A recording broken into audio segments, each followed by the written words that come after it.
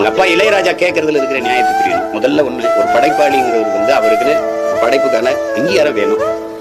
இப்ப என் தம்பி இந்த படத்தை தயாரிச்சிட்டாருன்னா, இந்த படத்துல இசையமைச்சது, பாட்டு எல்லாத்துக்குமே பொறுப்பு அவர்கிட்ட ஊதியம் வாங்கிட்டாங்க. அதனால அவருக்கு தான். ஆனா இப்ப நாங்க ஒரு படத்தை தொலைக்காட்சி கொடுக்குறோம்னு வைங்களேன், ஒரு முறை ஒளிபரப்புறது தான் எங்களுக்கு காசு கொடுக்குறாங்க. ஆனா குறைஞ்சது குறிப்பா என் தம்பி படத்தை எடுத்துக்கிறீங்களேன், எவ்வளவு கொடுத்து வாங்கியிருப்பாங்க? ஆனா எத்தனை முறை ஒளிபரப்பப்பட்டிருக்குன்னு நினைப்பீங்க?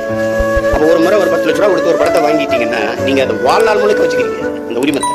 அப்ப அந்த ஒவ்வொரு முறை முன்னாடியெல்லாம் வானொலியில ஒரு பாட்டு வந்துச்சுன்னா, அந்த ஒரு தடவை ஒளிபரப்புனா அதுக்கான ஒரு ராயல்ட்டின்னு ஒன்று கொடுப்பாங்க. அப்போ ஒரு படைப்பாளிக்கு, அந்த எழுத்தாளருக்கு, அந்த இசையமைப்பாளருக்கு, இந்த தயாரிப்பாளருக்கு ஒரு விழுக்காட்டு எடுப்பில் வச்சுக்கலாம். 60 தயாரிப்பாளருக்கு, மீதி மற்றவங்களுக்கு அந்த வாங்கி வெளியிடுற நிறுவனத்துக்கு ஒரு 60, மீதியில 40ல தயாரிப்பாளர், படைப்பாளிகள் அவங்களுக்குலாம் பிரிச்சு கொடுக்கறதுங்கிற ஒரு நியாயமான உரிமை. அதை தான் அவர் கேட்கிறாரு. அதை நம்ம புரிந்து கொள்ற விதத்துல எல்லாரும் தவறு பண்ணிட்டு, அப்பா இளையராஜா கவிஞர்களுக்கு கொடுக்காதீங்க, பாடகர்களுக்கு கொடுக்காதீங்கன்னு சொல்ல, எனக்கு அதுல